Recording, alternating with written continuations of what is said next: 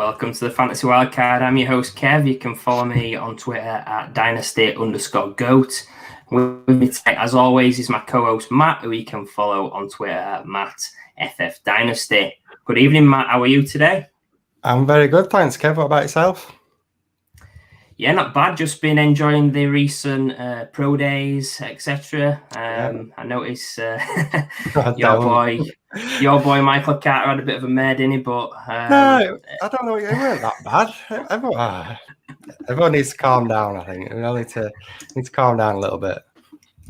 I guess the good news is that he's probably going to fall to a spot where it's more attainable for you to have 100% ownership in all your leagues. So it was happening anyway, Kev.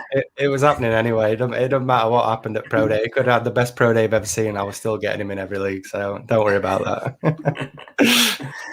Nice one, Matt. Well, we've got a fantastic show tonight. We've got an amazing guest and a couple of massive announcements for Fantasy Wildcard. So speaking of our guest, he's a dynasty writer for the Touchdown and King Fantasy Sports. He's also a firm advocate of Dogecoin, and he's a close friend of the show and Fantasy Wildcard hype man. You can follow him on Twitter at Dynasty Grill. Making his live stream debut, we give a wildcard welcome to the Dynasty Grill, aka Ali Cook. Welcome. Hi guys, how you getting on? Yeah, all good, thanks. All good. It's a hot one today, isn't it? It is, yeah. I'm bringing the fire today. I love it. Got to make a rubbish hot joke with you being the Dynasty Grill, so apologies for that. But yeah, like I said, we've got a very special show tonight. We've got two huge announcements for Fantasy Wildcard. So first of all, we're super excited to be teaming up with Silver FX, bringing you our brand new Fantasy Wildcard merchandise, which Matt is kindly modelling tonight. He's modelling again. I know he used to model for Matalan in the past. He was Doncaster Baby of the Year 1991 or 2. Can't remember 92, which one. Yeah, 92. Winner, champion. Good stuff. Silver FX will also be sponsoring each show moving forward, so please do check them out on Twitter at silverfx_sports, and that's www.silverfx.co.uk. We do have a discount code as well until the end of March, which gives 20% off and free worldwide shipping, and the code is MAR21. Please do get involved and support the show and support Silver FX as well. Thank you very much. And then secondly, we have got some landmark news tonight. This will shape the future of Fantasy Wildcard. Me and Matt, we've been a double act since late last year until now. We're delighted to announce our third co-host who will be joining us from tonight. Of course, it's the Dynasty Grill, Ali Cook. Welcome to the team, Ali. How are you feeling about that? Well, I'm very, very excited. Yeah, love it. Been big fans of yours for a long time, so to come on the pod is amazing. But for you to ask me to join is incredible. Yeah, I think the feeling's mutual. We've seen your work across the websites you're on, the Touchdown and King Fantasy Sports, and we see all of your hot takes on Twitter. And we're delighted to have you on board. It's a superb addition to the team, and you're already a nicer guy than our old co-host Rich, who I'm hoping he's watching. I'm hoping he's watching to see that. But just welcome to the team from me, and anything extra from you, Matt, on the addition of the grill?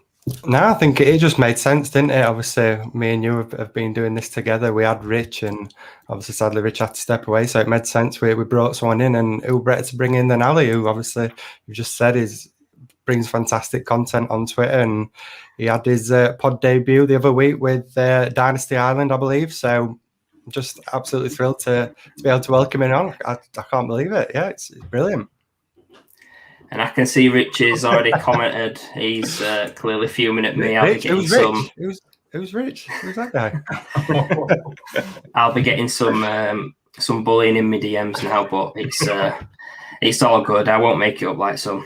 So yeah, in terms of the show today, we've got a great one. We'll be getting Ali to give us an insight into his dynasty mind, where he'll be highlighting a selection of post-free agency dynasty buys and sells. So without further ado, we'll jump straight in with your first dynasty buy, Ali. Who have you got? So unfortunately, my first two are both Cowboys, which won't please a lot of people. But I know. You're talking to a Giants fan and an Eagles fan. The wrong team from the East, isn't it? But the first player is Ezekiel Elliott. And I think he's one of them players where you either love him or you hate him. And I think actually the fantasy community has fallen out of love for Zeke the last sort of year or so. His current ADP is the RB12, which is now below guys like Antonio Gibson, Derrick Henry, and Cam Akers. Whereas sort of this time last year he was the ADP RB3, only behind Saquon and Christian McCaffrey. So you're actually able to draft Zeke now in round 4 of startups, Superflex startup leagues, which I think is really good value.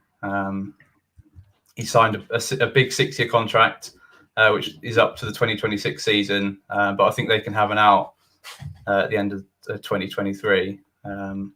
So you've got him for at least a couple of years, especially now with Dak re-signed. I think the two are gonna cook over the next couple of years. They started off really well at the start of 2020 season. Through 4 weeks, Dak was actually the QB1 and Zeke was the RB4. So they were both sort of in line for really big seasons. But once Dak went down, it sort of all fell apart. The offensive line didn't help.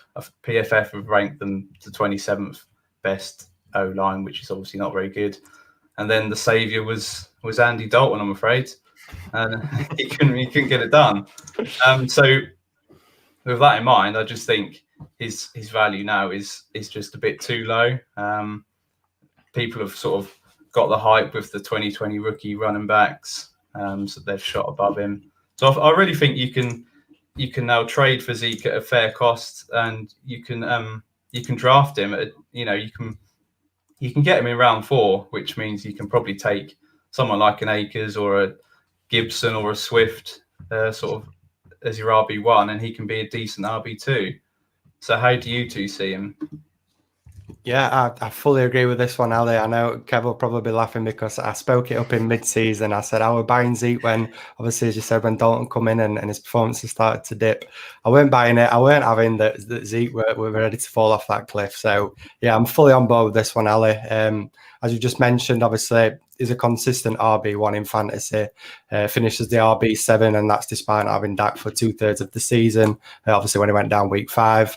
As you mentioned, completely unbelievable start to the season. I think it was the RB3 through the first 5 games and averaging 22.3 fantasy points per game. So when you're talking about a running back, that's basically what you need and what you want from your running back. And he was on pace to finish as the RB2 from those first 5 games. Obviously, it's a small sample size, but it just goes to show what a great start to the season he made. As you say, obviously Dak then went down, and with Dalton coming in, his production took a dip. But when you're just talking about Ezekiel Elliott, he's just such a tough runner, a guy that he can handle that heavy workload. And then he obviously contributes through the air as well. He had 52 receptions last season, which was 8th amongst running backs in 2020. So again, showing that he's just a true workhorse. We know how there's hardly any true workhorses left in the NFL anymore. Obviously, it tends to be more of a committee. So to be able to grab somebody like Zeke, I think it's a no-brainer. You just mentioned about if you can get him in round 4, that means we're talking about him being probably your RB2, which is just it's unbelievable to think of after you just mentioned he was going as the RB3 overall in the off-season. So yeah, I just think his value is it's unbelievable at the minute. ADP of RB12, and that's despite obviously he's still only 25 years old. You mentioned the contract, so he's got that job security, and obviously Dak as well re-signing. I just think all the signs just point to a bounce back for Zeke, and he's definitely somebody that I'm going to be buying this off season while the community is so low on him. So I'll throw a question back to you, Ali. As I say, with this hype of the incoming class, how much would you pay to acquire Zeke if we're talking in terms of the 2021 rookie picks? So I think for me, Zeke is that perfect buy if you're on a contending team. I'd probably be happy giving up something like 103, 104 if I was really going for it in 2021. So I actually did do a deal recently where I gave up Joe Mixon and an early second, and I was pretty pleased with with that. What would you two want to pay for Zeke in terms of rookie picks? I'll take this one. I'll say you're probably spot on with that one. I think this rookie class, I don't think it's actually as strong as, well, I think it's becoming common knowledge now that in the running back class, outside of probably the top 3, maybe 4 guys if we're going to include Michael Carter. It's just not that strong. I think there's only really Najee Harris that I'd probably take over Zeke. And even that, I think I'd rather just have that proven productivity that you're going to get with Zeke. So, I think the 103, that's probably about where Najee Harris is probably going to go in Superflex League. So, I think that's spot on. Yeah, I think it's similar for me. I think 102, 103, depending on... I think depending on Jamar Chase, for me personally, I have him right up there really high. But if you need a running back, anything around the 103 mark is spot on for Zeke. I think... just coming back to your initial point on him being a dynasty buy, I'm fully on board at that. Currently going on the 3-4 turning dynasty superflex startups. I do expect his ADB to rise through the off season with the re-signing of Dak. At that cost, so I am on board with Zeke. He's currently my running back 8, and like Matt said, the contract gives him the certainty you want to be tied to this elite offense in Dallas. Longer term, I do worry. Zeke's totaled 1,654 touches in the NFL, which, for context, people are saying the cliff's coming for Derrick Henry, who's had almost 400 less touches in the NFL. So I do think Zeke's got one more elite season in him, despite being just 25.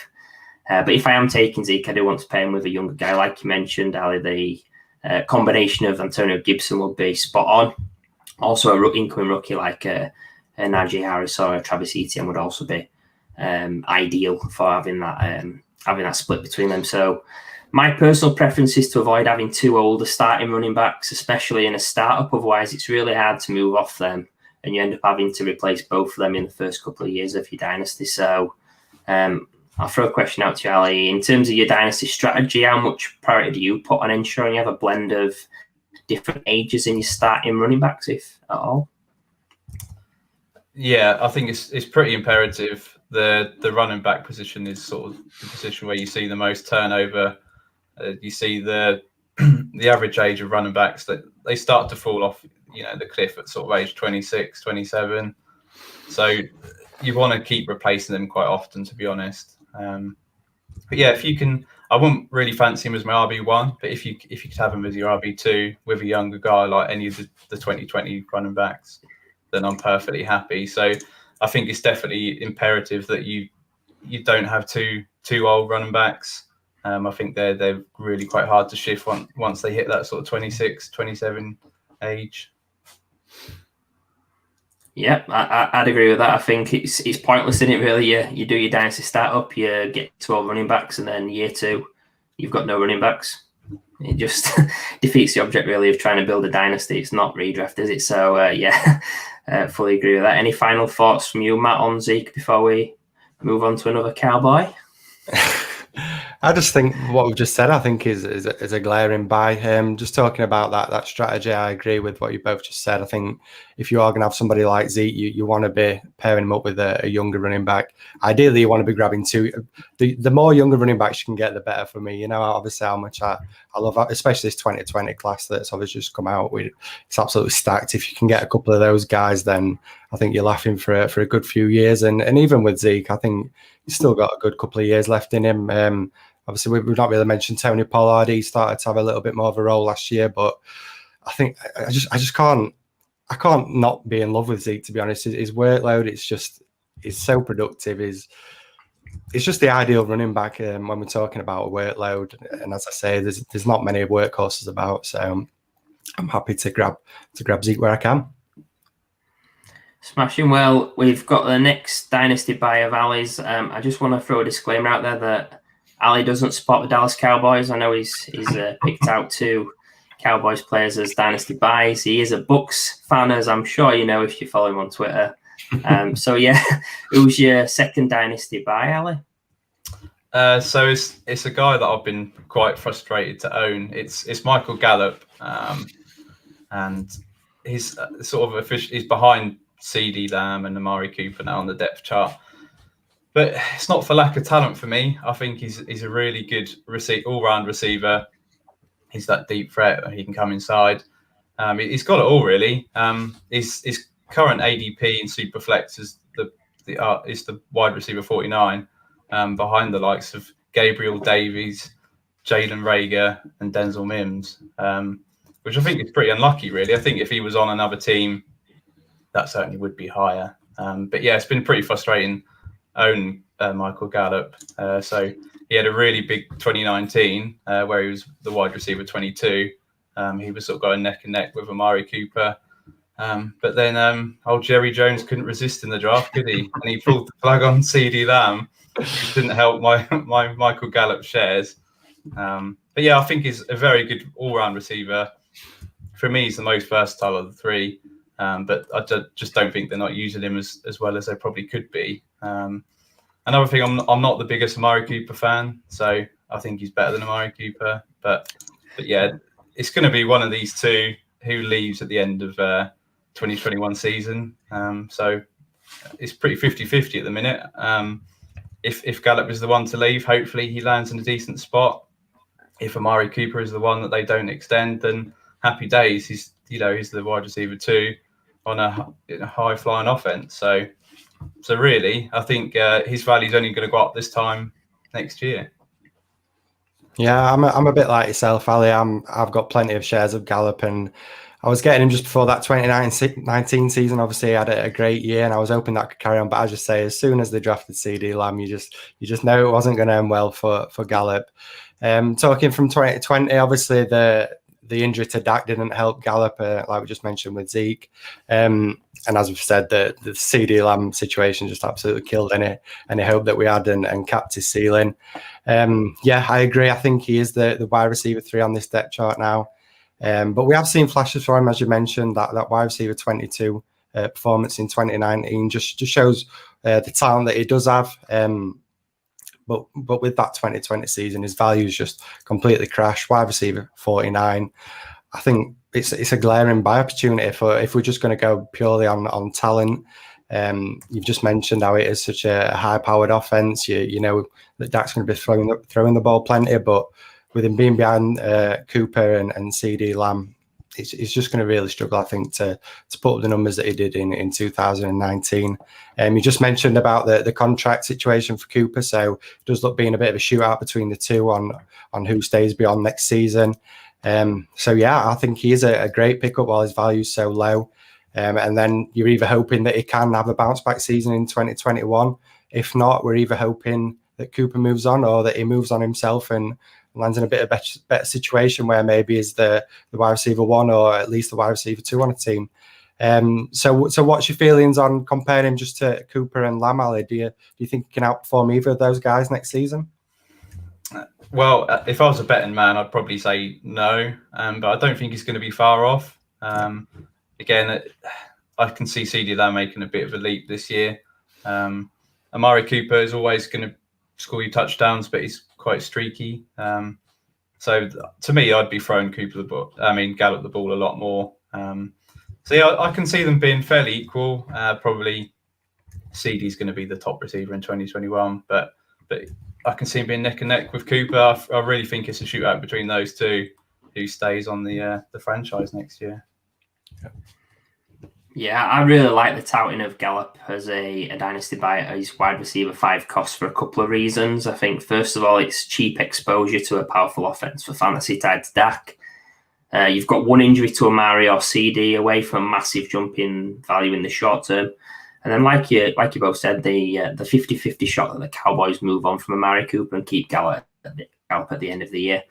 I do think there is a fair chance that Gallup does leave at the end of 2021, which for me personally would crush his dynasty value. I see him more of a situational producer in an elite offense rather than an elite talent.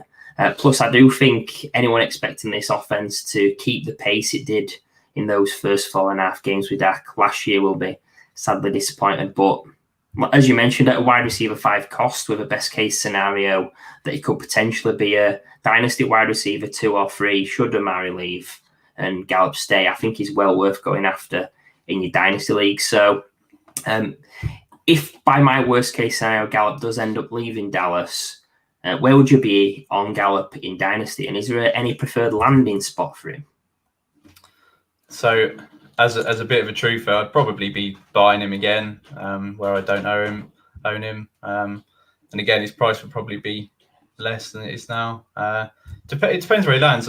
If he was on somewhere like Green Bay or New Orleans right now, then his value would be obviously a lot higher. So then potentially would be perfect landing spots for him, where his value would increase.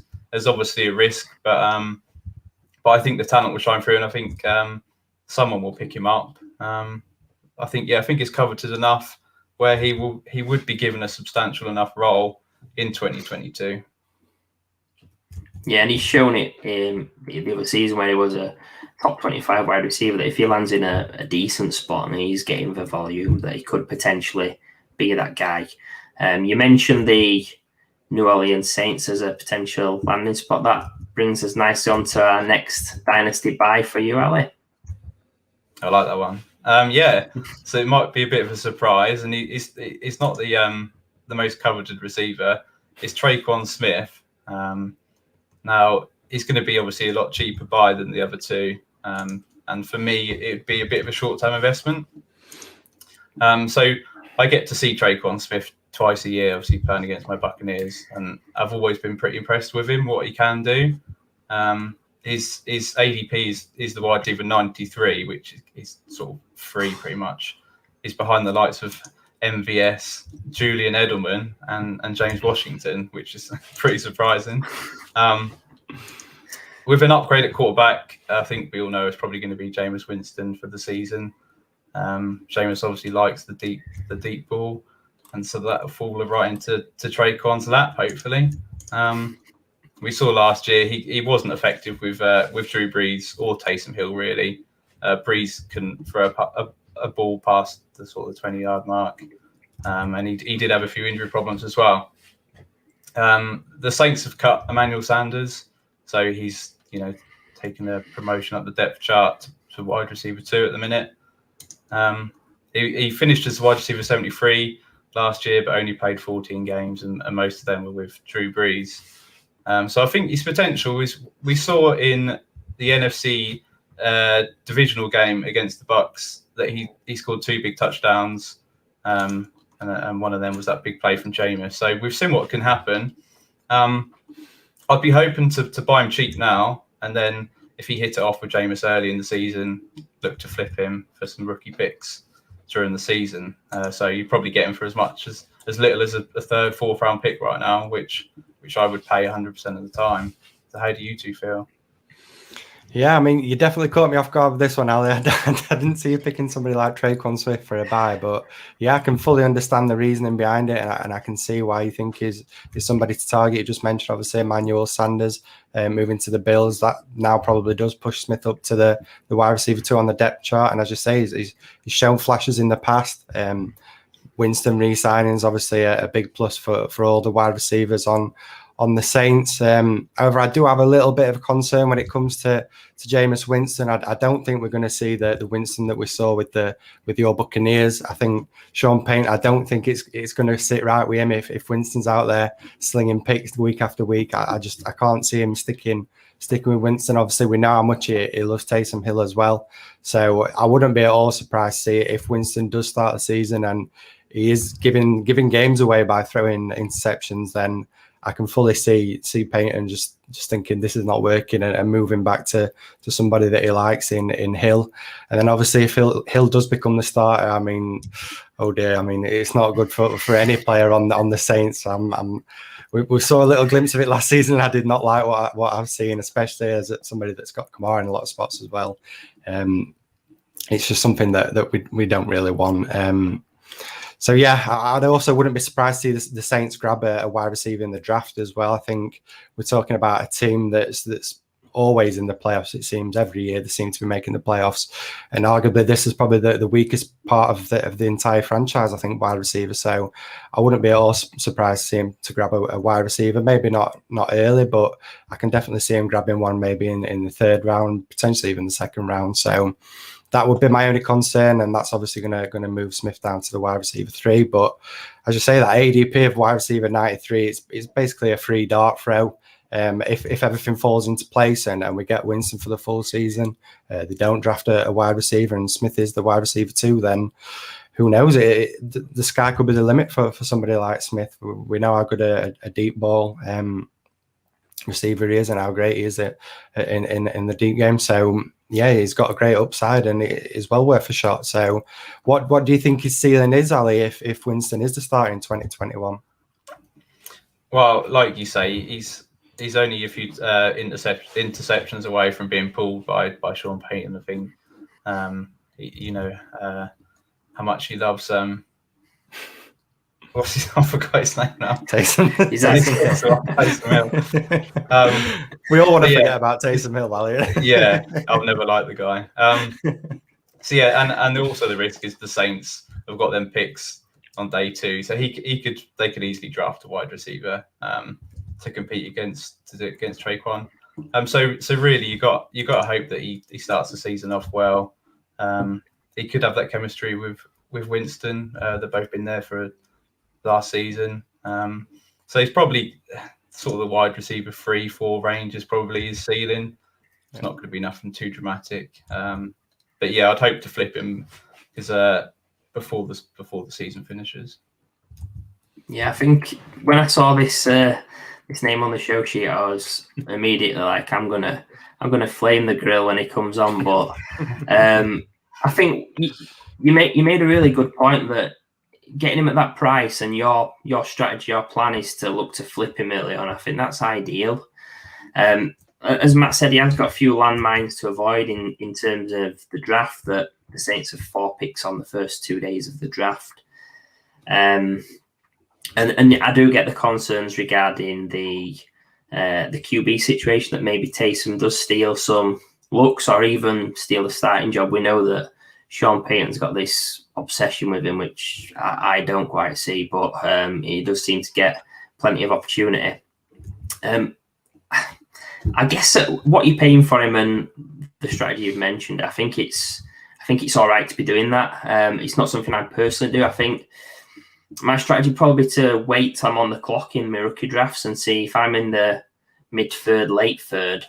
Maybe that's the time I'd look to move for Traquan Smith if there's not a wide receiver on the board that you quite fancy. It might be a cheap alternative to get something that you can look to flip and gain a bit of value on. Yeah, I mean, Traquan has flashed over his first 3 years. I don't see the leap incoming myself, but with that strategy, if he does avoid one of those early round wide receivers, his value is going to shoot up, I think. So I believe he is anticipating to be a starter currently as it stands. As other guys there like Marquez Callaway, but yeah, outside of Michael Thomas, it's wide open in the wide receiver core. So obviously you're higher on Traquan than me and Matt. If he doesn't break out this year, though, is there anywhere outside of New Orleans that you think he could salvage his dynasty value, or is he done? Well, you got to hope. There's always a market for a pure deep threat in the NFL. So I think given his age, he probably gets one more shot on a cheap contract. But yeah, hopefully you see there a couple of booming touchdowns with Winston, enough to make another team interested if he's not re-signed. But yeah, hopefully by mid-season I'd have flipped him anyway. So hopefully I wouldn't be bothered where he ends up. Matt, is there a landing spot that you'd like for him if he doesn't work out in New Orleans? I think it's a tough one, really. As you say, he needs to have a good 2021 season. I think. I mean, if he is the wide receiver 2 and he still doesn't perform, I just think that's it. I can't imagine him sticking around in the NFL. I think it all comes down to the season, which you could say is a positive to own him. He's got something to prove. If he's the wide receiver 2 on this team, then he knows he needs to go out and perform. So yeah, I mean, it could be a great little buy, and the strategy that Ali's just suggested about grabbing him and then flipping him on mid-season, I think that's the right way to play it. If you are having him as a buy, I think this is why you've got to have him as a buy. Just hope that Winston comes out, slings it all over.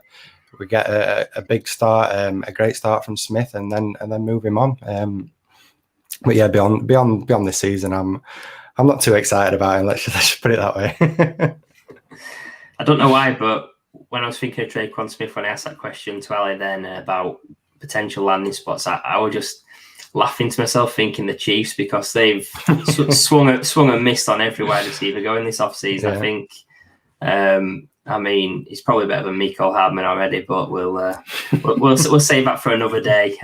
But sticking in the AFC West, I guess, is our next wide receiver.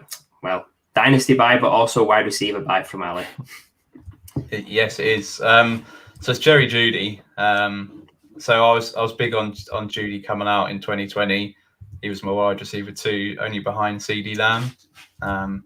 His current ADP is wide receiver 27, which has dropped. He was at the wide receiver 20 last year, so he's already got a bit of value there.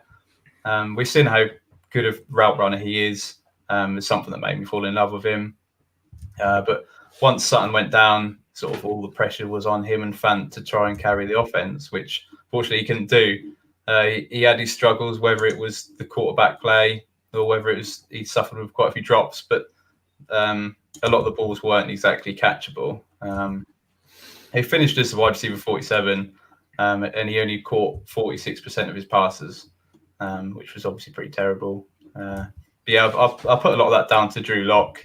And you only got to look at Lock's stats to see that I don't like Lock, and he's very cool there.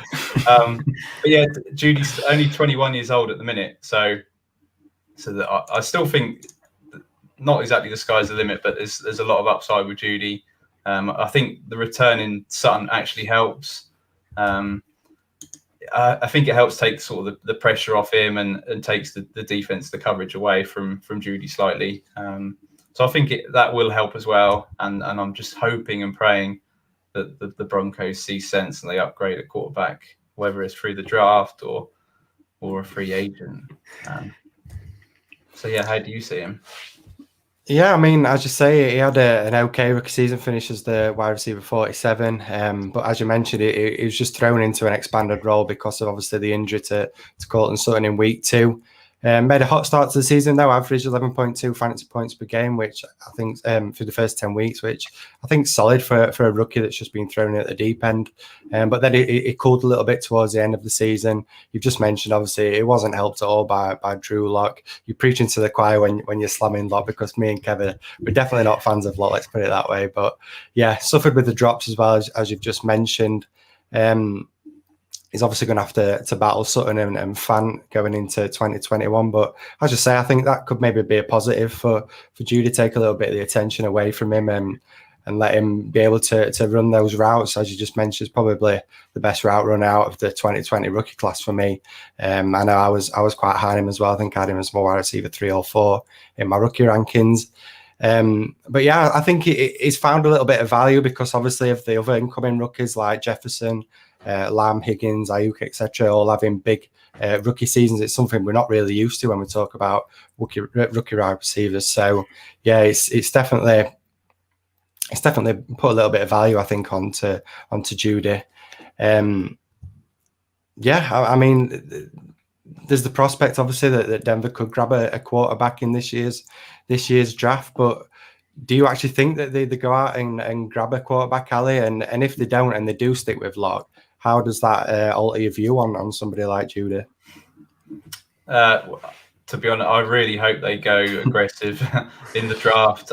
You see a lot of mocks where they trade up for a quarterback, and hopefully that's the case. Somewhere like I think the 4 slot is where the Falcons are. Yeah. I think they trade out of that, and I think they're probably not going to trade with Carolina. So Denver's a prime target for that 4 spot, which is probably someone like a Trey Lance or someone's going to fall there. So yeah, hopefully they go aggressive, or they trade for someone like a Sam Darnold, which would be an upgrade in my eyes to Lock. But yeah, if they stick to lock, then it's probably oh dear for another season. Yeah, I agree with you, Ali. I think Judy's a buy at his ADP of wide receiver 27. I've actually changed my tune a little on Judy. He was actually my rookie wide receiver 5 post-draft last year. However, that was based 100% on analytics. And since then, I've actually incorporated film grades into my model, where he's now jumped up to the wide receiver 3 post-NFL draft. Obviously, the rookie season was disappointing for a number of reasons that you alluded to, but a couple of key metrics that stood out to me were 6th in air yards and 105th in catchable passes. It just shows that the targets he was getting was on the intermediate to deeper routes, but the quality was so poor from future tour guide Drew Lock and the other guys that filled in, Driscoll, Ripien, and Kendall Hinton. They desperately need a new QB, and I truly believe this offseason they will get one. Whether it be, like you mentioned, a trade up in the draft or a veteran trade like Sam Darnold or another guy I'll throw out there, Gardner Minshew, who I actually think would be an upgrade on Drew Lock, which is laughable. But yeah, I'm buying into the talent of Jerry Judy. I likened him to a Stephon Diggs type prospect coming out. So do you believe that Judy has a talent to have a Stephon Diggs type fantasy career? And can he be a top 3 dynasty wide receiver from last year's class in time? Well, I think if you'd have asked me this the same time last year, I would have said 100% yes. I'm now having my doubts a little bit, but I think most of it was the quarterback play. I think he can hit them heights, and I think this year we'll probably say a lot about Judy himself. And then if they upgrade at the QB position, then yeah, I can really see him hitting them heights. In terms of my 2020 class. I don't think it's going to reach probably the Lamb, Jefferson, or Higgins heights because I'm really big on those 3 guys. But yeah, he could probably not far off Diggs. Diggs is now stepping up to a new level with Josh Allen. Yeah, so it's probably not going to reach that. But yeah, this year will be a big year for Judy, certainly. I know Matt touched on it as well. The wide receiver class from last season was amazing. So you read it as he could be like the wide receiver 4 from last year, and you get a little bit down. But if you actually look at it, a wide receiver 4 last year is like a wide receiver 1 some years. So yeah, we I think we're all in agreement that Judy's a definite buy in dynasty. Yep. So that brings us to the end of the dynasty buys section. We're now going to move on to the dynasty sells. So Ali, who's the first guy you want to sell in dynasty?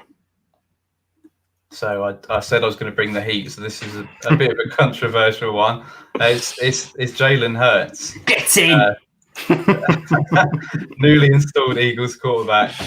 I must say I'm not as big on Hurts as most of the community. So his ADP is currently the QB 14, which I think is a bit scary, which is ahead of sort of Baker Mayfield, Tannehill, and Tua. All 3 guys I'm pretty big on. Preach. So last season he was decent for fantasy when he came in. Not so much your Eagles. I picked him up really cheap during the season, and he actually ended up winning me 3 championships. So I can't complain about him. He was the QB 7 for the 4 weeks to close out the season, 14-17, which is really good because he has that rushing ability. He rushed for 272 yards in those 4 games, which is pretty impressive. And now with the Eagles trading back to 12, they're probably not going QB this year. But really, if you look in terms of what the Eagles are seeing outside of fantasy, 5 passing touchdowns and 6 interceptions, just it's not good enough. They probably might look to move on, sort of maybe in 2022. They picked up an extra first-round pick. And then when you look at his current receiving core at the minute, Greg Ward, Jalen Reagor, Travis Fulgham, not exactly. Yeah, exactly. So yeah, I don't think he's going to be helped like that either. So yeah, his ADP at the minute is scary. So if someone offers me decent, whack for him, I'm selling all day long. Yeah, I'm definitely on board with this one, Ali, and I know Kev will be as well. But we're definitely not big fans of Hurts. Yeah, you've just mentioned it. He obviously did show a promise, especially from a fantasy point of view in those last 5 games. He's got obviously that rushing floor that we all absolutely crave as fantasy players. It's something we're always looking to target when it comes to quarterbacks, just to give you that nice safe floor. But you just mentioned it with the ratios of interceptions to passing touchdowns. It's putting a bit of risk attached to him now. Obviously, the Eagles as well. They have just traded back from pick 6 to pick 12, but they acquired a 2022 first in that trade. So we're talking about a 1-year prove it or lose it, I think, with Hurts. They've got that extra first. They've got that firepower then to either they're going to have an early pick anyway from how they perform, or they're going to use those 2 picks to move up and grab a quarterback for me. So, yeah, that's the thing that really worries me in terms of dynasty. The Eagles as a whole, they seem to be heading towards a bit of a rebuild. So, as I say, I don't think they're going to have a great win ratio in 2021. And for that reason, I think they're going to get an early pick and with that, look to address the need at quarterback. It's going to be fine, I think, in 2021. Obviously, they brought in Joe Flacco behind him, but I just think it's Hurts' job, I think, for 2021. So talking from redraft, I think it's probably a great target in redraft, but from dynasty with that ADP of QB 14 that you've just mentioned, I'm definitely jumping off while there's still hype there. You mentioned a few guys before him. Me and Kev, obviously big fans of Tua. So yeah, if I can flip Hurts for Tua, I'm doing that in a heartbeat. So yeah, well, what would you value him then if we're talking super flex rookie picks? What do you think his value is in those picks? Well, I actually probably made the best deal I've ever done in the off season. Shortly after the season, I flipped him for the 102, so I'm pretty happy about that. I don't think you can get that now for him, but if you can get him for the 103, 104, if you can pick one of them rookie quarterbacks, Lance or Wilson or Fields, I'm definitely doing that right now. Yeah, I'm guessing you could realise by my conservative reaction that I'm fully on board with this one as a Jalen Hurts the dynasty sell. Like Matt said, QB 14 is crazy. He's going at an average pick of 28, which is an early round 3 guy in your startups, which for someone with so little job security it's unreal. I said it last month, I'll say it again. Taking him anywhere around this ADP is a bad process. The warning signs are there even without Wentz. I had him at a 50-50 chance of starting. And like Matt said, it is likely improved that he does stay now after the Eagles traded back. But this is a team that were heavily rumoured to be trading up to take a QB in the draft. It's such a poorly run franchise. It wouldn't surprise me if Howie Roseman is actually trying to trade back up again because he doesn't have a clue what's going on. I do think Hurts will be. I do think he'll be great for fantasy when he does start, but there's no way he keeps that job longer term beyond this season for me. I see him firmly under the guillotine. So if you have Hurts in existing leagues, how would you approach trading him away? Is there any specific players or types of trades you'd be looking at from now moving forward? So I would quite happily take him, trade him for one of the guys around his ADPs, like a Baker Mayfield or a Tannehill, any day. I'd probably not stick him on the trade block. That's not, to me, the best tactic at the minute. I'd probably approach a team that's in a rebuild, that wanting a young QB. Maybe he's got an older guy. And I'd probably target someone like a Matt Stafford. If you could get Stafford for Hurts, then I'm going to do that every day. What's your thoughts on getting rid of Hurts, Matt? How would you go about it? You're a bit of a trade wizard, aren't you? I'm not sure about that one, but yeah, I'm not either. You cheeky. You set me up for that, didn't you? You know I've been modest and you're just going to shoot me down. Yeah, I mean, I think there's enough hype around him at the minute that you probably can trade him quite easily. But if not, I'm probably just going to hold him for a little bit, let him make a start to the season. I think he's going to make a solid start to the season, as we've just mentioned, with that rushing floor. People are going to see it. They're probably going to completely forget about the fact that he could leave at the end of the 2021 season. So let him make that good start, and then just think about targeting somebody that maybe doesn't make as good a start as Hurts. So if you can, we keep mentioning it, but if Tua's around that ADP and he makes a slow start with the weapons that he's going to get in Miami, I'm making that trade 10 out of 10 times. So yeah, if you can't make the move in the offseason, I won't panic too much. I'd just let him make the start to the season. I expect him to be solid, and then look to move him on mid-season. Yeah, I just want to thank you, Ali, for that bit of advice about the trade block. That's where I'm going wrong in the league I've got Hurts. I just just stick him on the trade block and then take him off a week later and try it again. But nobody seems to be biting, so I'll have to be a little bit smarter, I think, in that league. And do you not know that trade block means you just don't want this player on your team and you just want to give him away for free? I think that's what the trade block means. Oh, it does in most leagues, doesn't it? You just get nothing or low ball offer. So it's I don't think it's used how it should be, but. Yeah, that's another moan of mine, I guess, as a really cheerful chap. Grumpy old man. Speaking of me moaning, I might be moaning at this next one as well. Who's your next dynasty sell, Ali? Oh dear. Yeah, it's can I start by saying I am a massive fan of this player as well, and I own him a lot of places, but it's Deandre Swift from the Lions. And I just think that his hype is out of control at the minute. He's the RB6 in startup Superflex ADP, which is ahead of the likes of Nick Chubb, Cam Akers, Derrick Henry, and Antonio Gibson, who I'm very, very high on. He had a very good rookie season. Finished as the RB18. So that was good. We've got Jared Goff coming in, who does like to dump a pass off, doesn't he? So I mean, he could target Swift a lot, and I mean they've not exactly got the best pass catchers on the team now, have they? But they did also add Jamal Williams, who I think is a very decent pass catcher. I was actually annoyed that the Bucks didn't try and sign him. There was rumours that we were targeting him before we bought in playoff Lenny. But yeah, so the reason for the sell for me is just his current ADP. I think the hype is a bit out of control. I actually managed to flip Swift a couple of weeks ago, and I got Akers and the 104 in the Superflex, which was it was to a Lions fan, and yeah, it was an offer I couldn't refuse. That made me think: is he now a sell this year? So yeah, with the 104, I'm probably getting Akers plus a Chase or a Pitts or one of the QBs.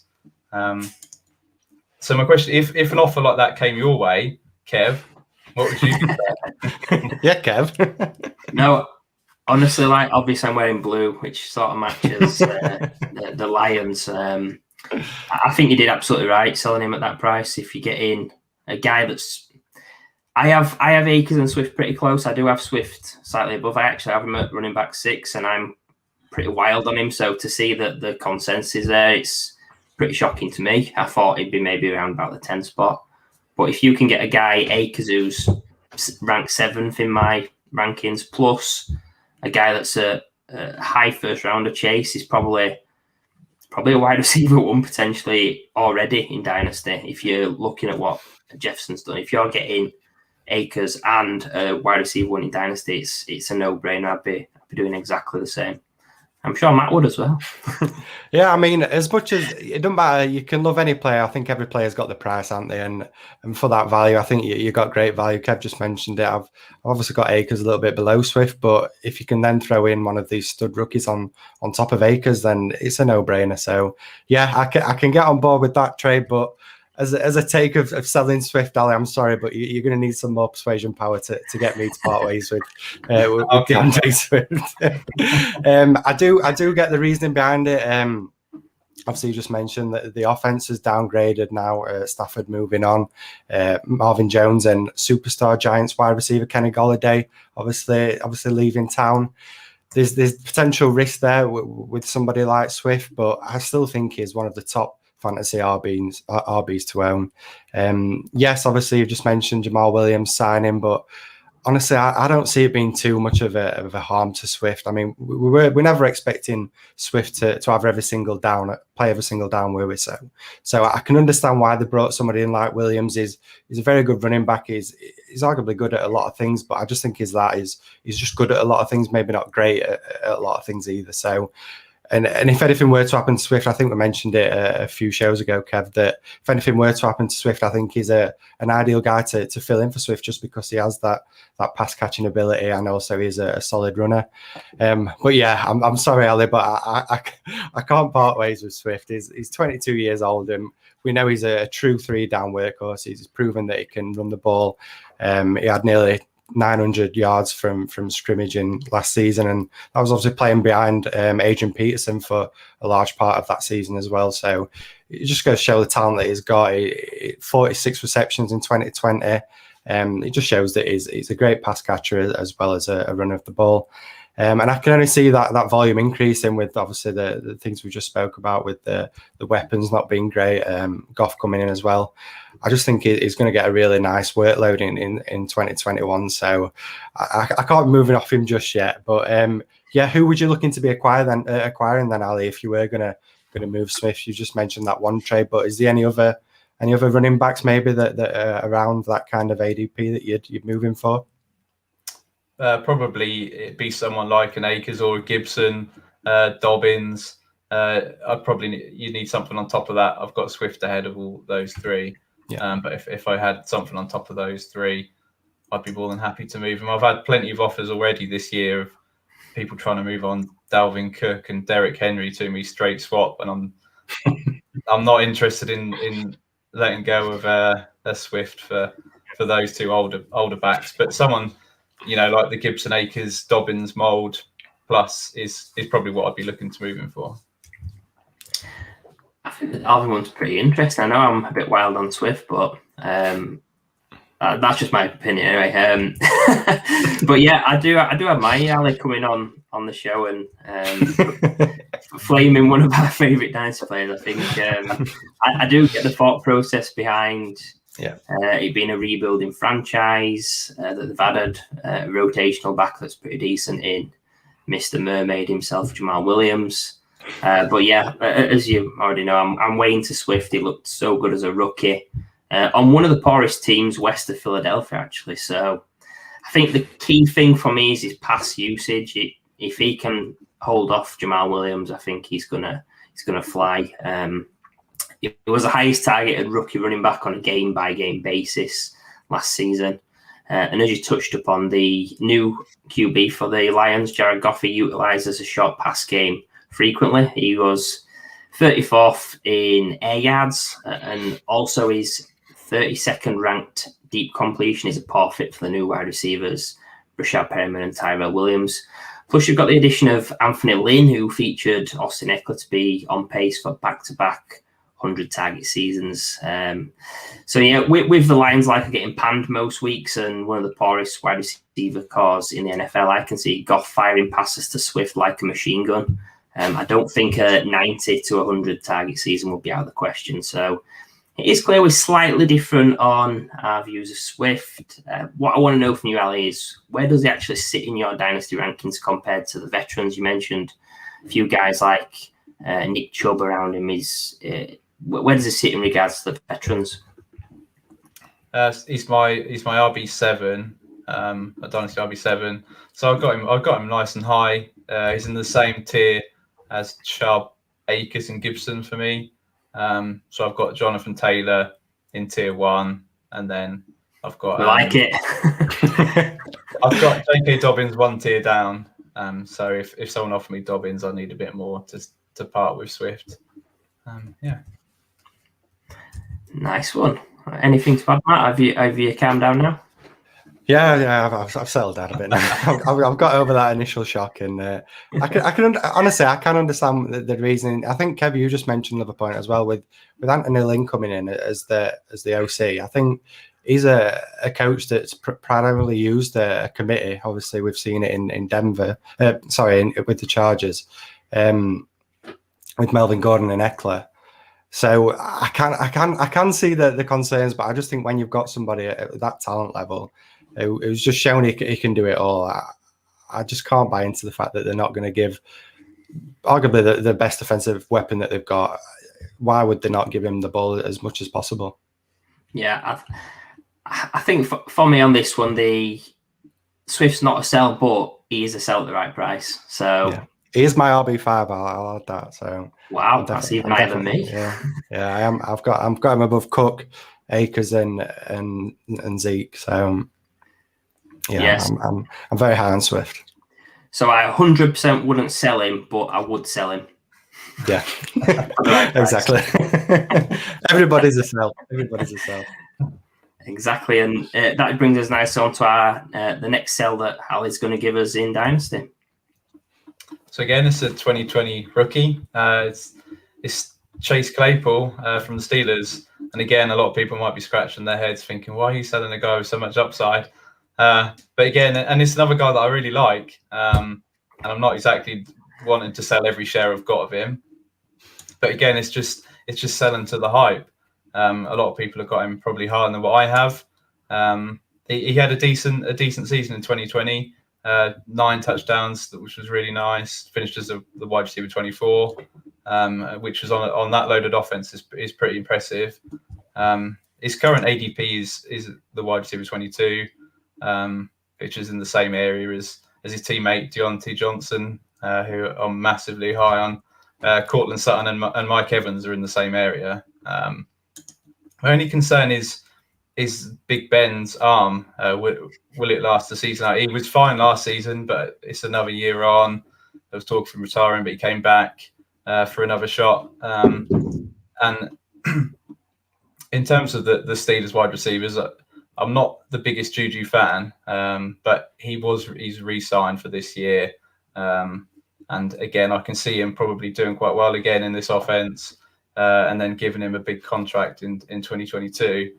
So they're always going to have them 3 wide receivers. So to me, Claypool's ceiling is just a bit capped. I've got Deontay Johnson as being the alpha. I see him as the best receiver on the team.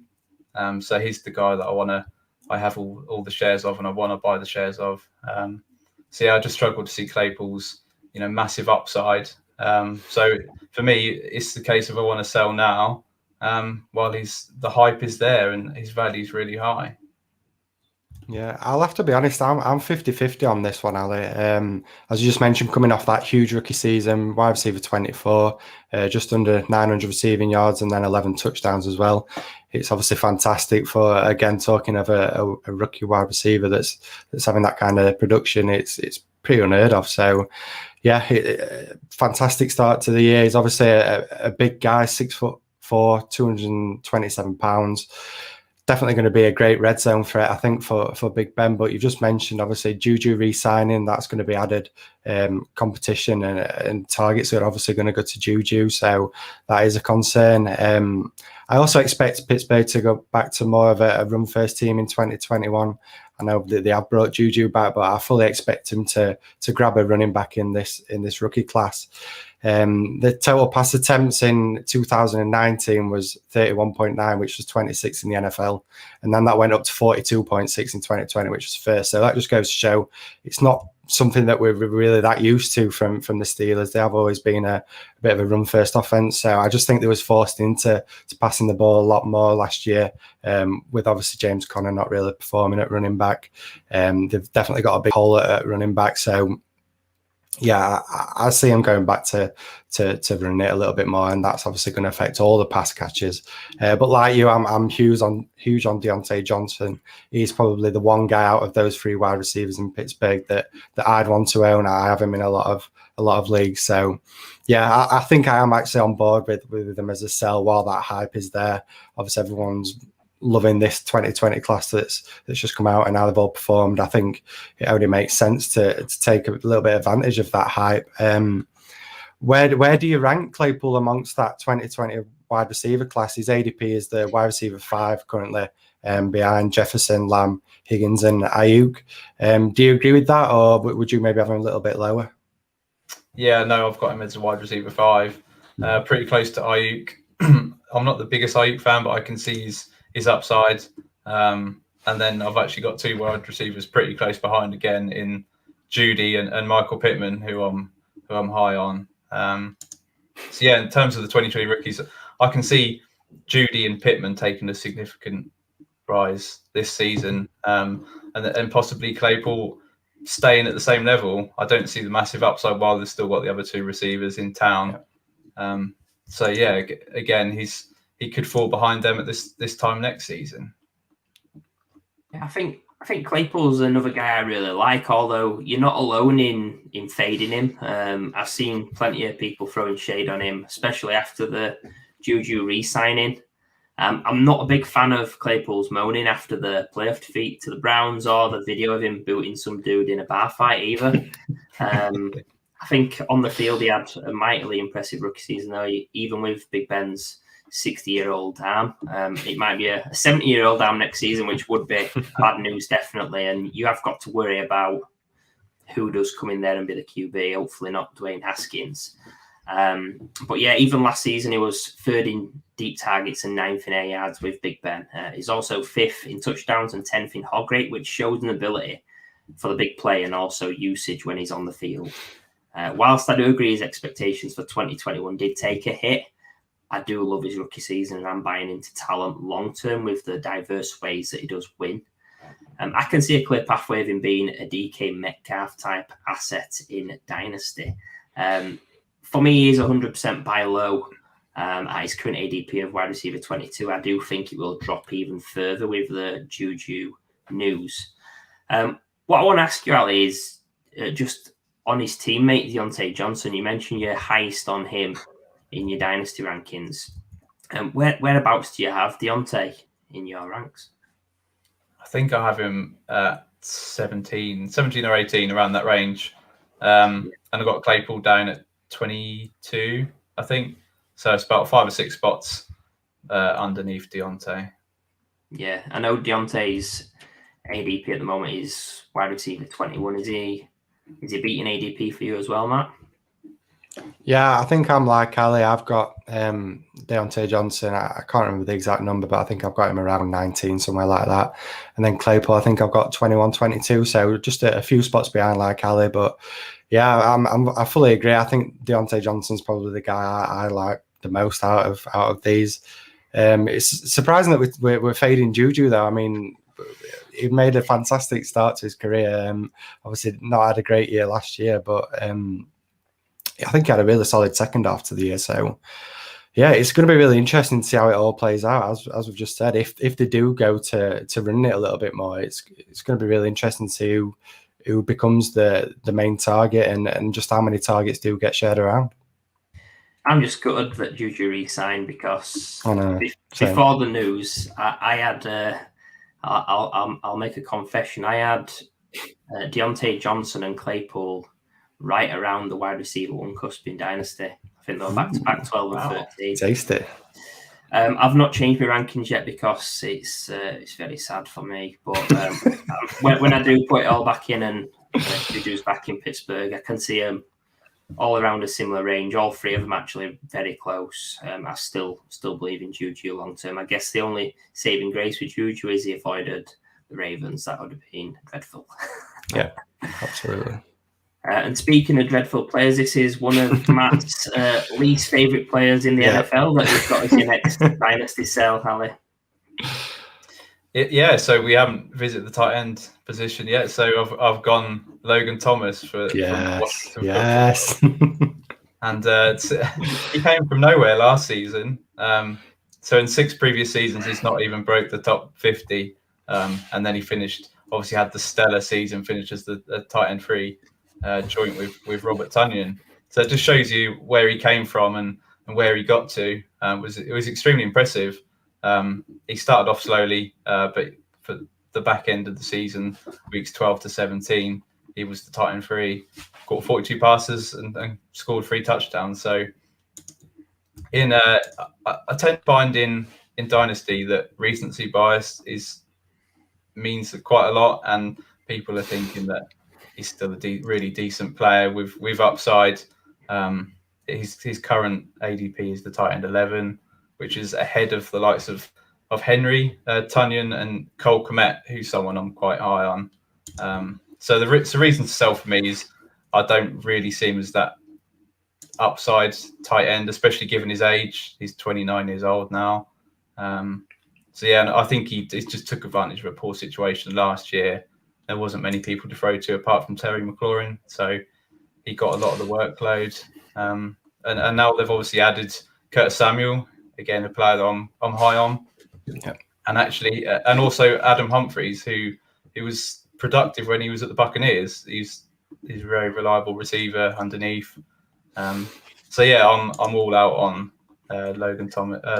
Logan Thomas. If someone can offer me a decent amount for him, I'm selling all day long. Yeah, I thought we nearly lost you, Ali. I thought we were going to have to cut you off the pod straight away with that Swift tape, but we've got you back. We've got you back on board now with Thomas 100%, and I absolutely love you for bringing this one up. I've been preaching it all off season. I've just got these Taylor Higbee vibes from Logan Thomas. I'm not buying it at all. He's coming off, as you say, that tight end 3 finish in 2020, but it was massively down to, I think, that huge opportunity that he had in Washington, as you said, with those limited pass catches. He was a tight end.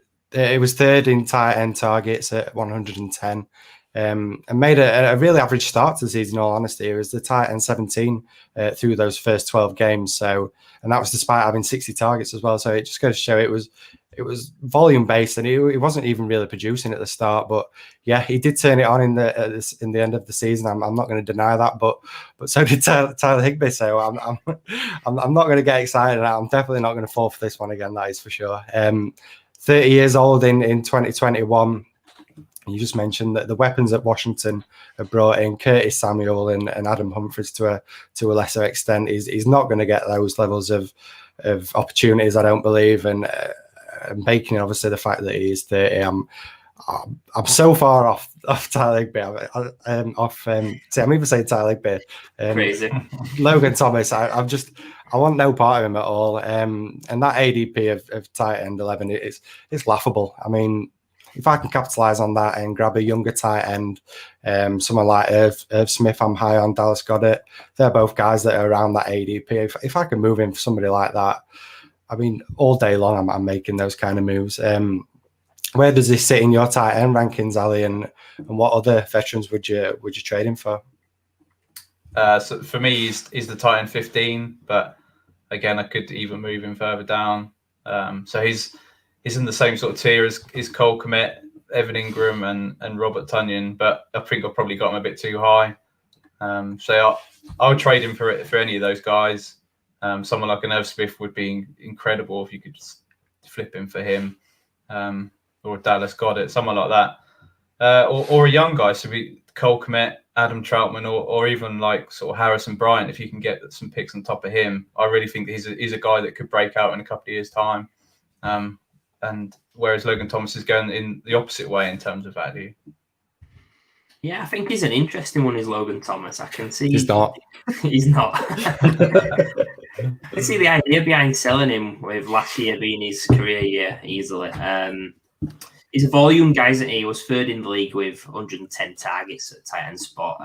And like I said, with the additions of Curtis Samuel and Adam Humphries, I don't see that same volume in 2021. These are two guys that see a ton of slot usage, which Thomas was the tight end 1 in slot snaps in 2020.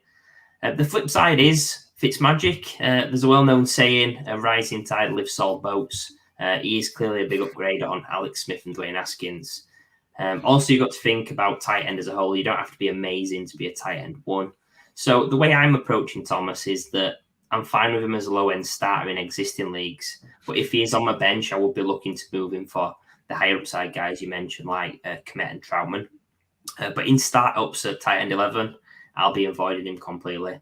He's in that wasteland in the middle of drafts where, outside of that top 3 and Kyle Pitts, I think you can punt the position and take darts later on in your drafts. So obviously 2020 was a huge breakout from Logan Thomas. Who would be your prediction for this year's breakout tight end? So to me, it's probably someone like an Adam Troutman.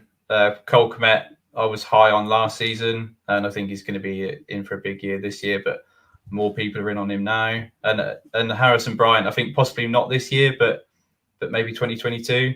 But my answer would probably be Adam Troutman. Currently, I think he's in line for a decent rise in decent 2021. Dan Arnold, Matt? Obviously, yeah.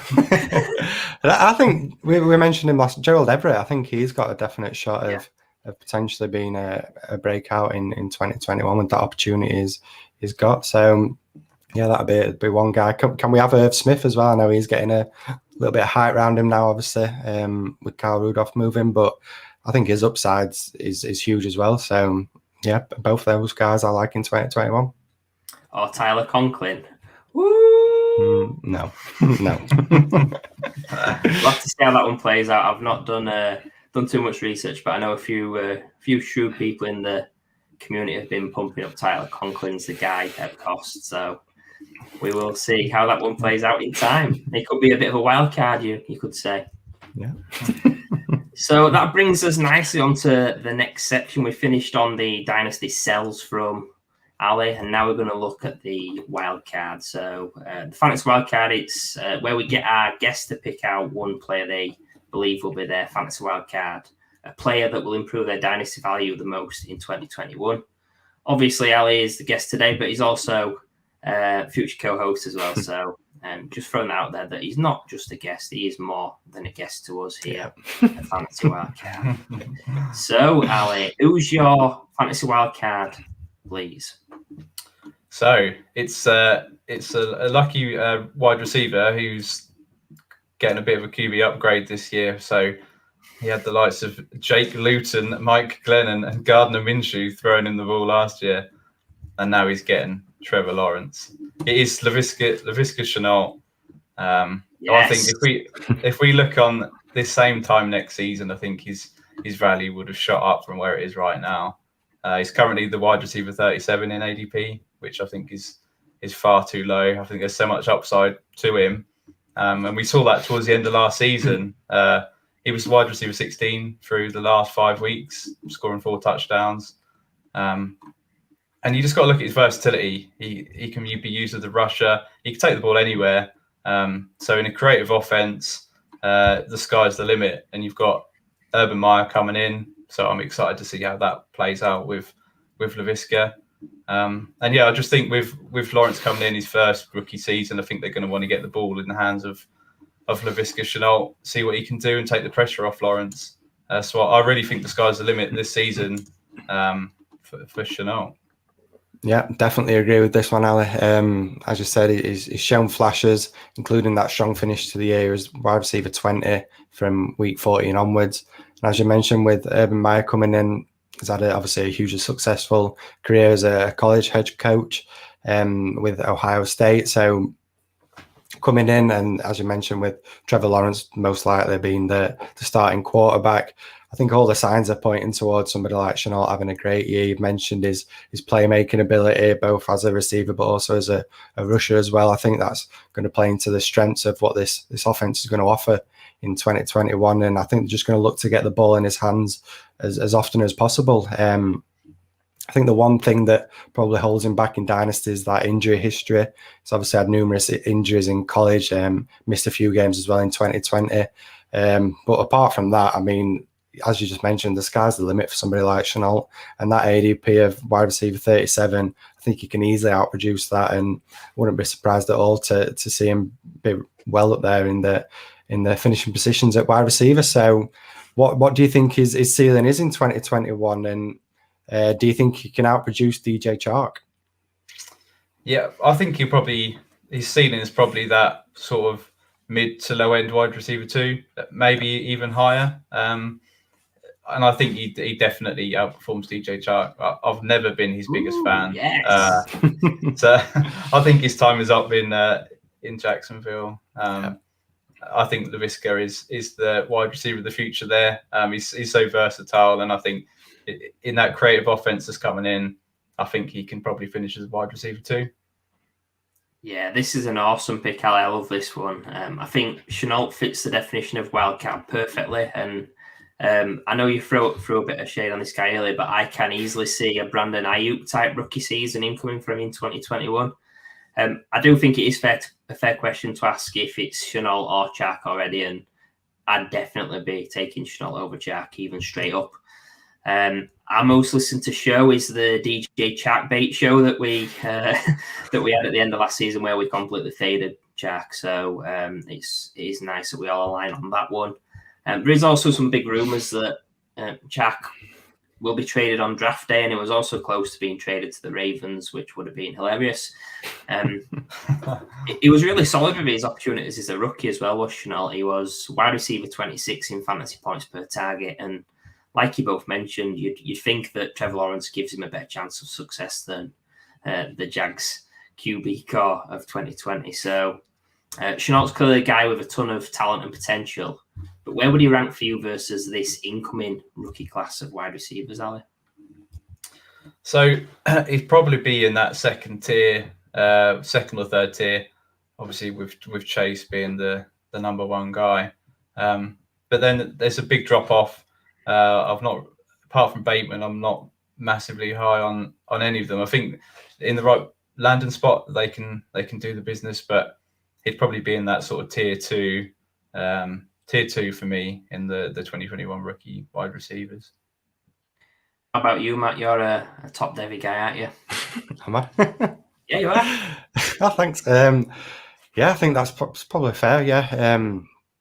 I think Jamar Chase is out on his own easily in this class. But yeah, guys like Waddle, Bateman, you just mentioned, Rondale Moore, that kind of area, I think, yeah, that's probably right where I'd have him. I think when you're talking about guys that you think are going to break out in a coming season, it's usually going to either be through improved quarterback play or opportunity. I think Chenault's getting them both, so fully on board with this one.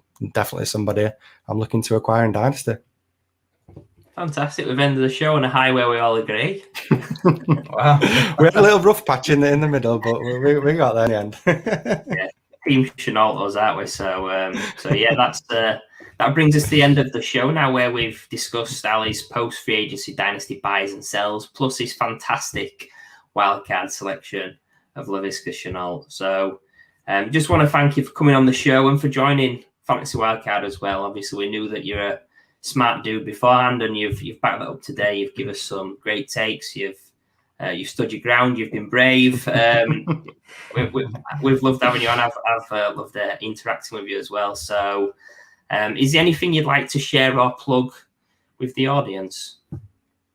No, just you can hit me up on Twitter, the FF Dynasty Grill. I'm always active.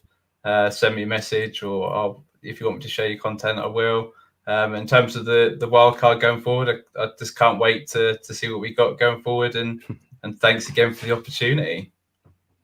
You're welcome. And yeah, there's a few more announcements on the horizon coming up as well. So yeah, we'll keep following us, and I'm sure you'll see some exciting stuff in the near future. Probably this week, actually.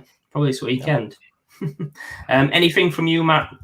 You can't really say what's on the show sheet, but yeah, anything from you? Well, I would usually say I just want to thank Ali for coming on, but obviously we've got him locked in now long term. So yeah, I'm just really happy to get you on, Ali, and have you a part of the team. And this show, I think, has been brilliant. I've loved it. So I'm looking forward to obviously us three going forward together and seeing what the future brings us. If it's not on next week, it's because I'm not a great person to be on a pod with. So yeah, just thanks for coming on and putting up with me. I know I can be a bit of a pain, so just thanks for that, and thank you for the audience for tuning in. Be sure to subscribe and follow us on Twitter at Fantasy Wildcard. We also have our Linktree site on our Twitter page, where you can find all of our podcasts and shows on YouTube. Again, please check it out and hit the subscribe. Our next show is next Tuesday, the 6th of April, where we'll be analysing the Dynasty wide receiver landscape. Thank you once again. Have a good one, and we'll see you again soon. Cheers. See you later.